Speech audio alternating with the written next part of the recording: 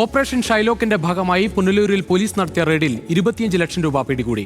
കരവാളൂരിൽ പ്രവർത്തിക്കുന്ന ഇമ്മാനുവൽ ഫിനാൻസിൽ നിന്നാണ് പണം പിടികൂടിയത്. പണത്തിനൊപ്പം 6 ലിറ്റർ വിദേശ മദ്യവും പിടികൂടി.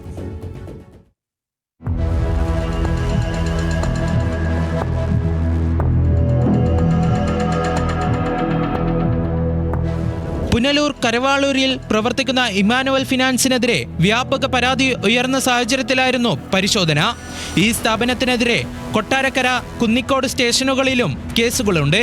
പരാതികൾ ഉയർന്ന സാഹചര്യത്തിൽ ഇന്ന് നടത്തിയ റെയ്ഡിൽ അനധികൃത പ്രമാണങ്ങൾ, മുദ്രപത്രങ്ങൾ, ഒപ്പോടുകൂടിയ സ്റ്റാമ്പ് പതിപ്പിച്ച പേപ്പറുകളും കൂടാതെ 25 ലക്ഷത്തിലധികം രൂപയും 6 ലിറ്റർ വിദേശ മദ്യവും പിടികൂടി.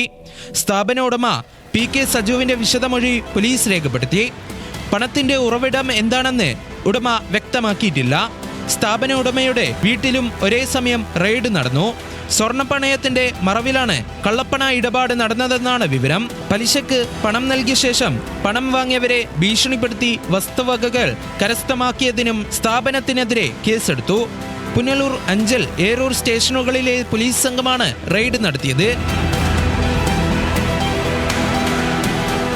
ന്യൂസ് മലയാളം, കൊല്ലം.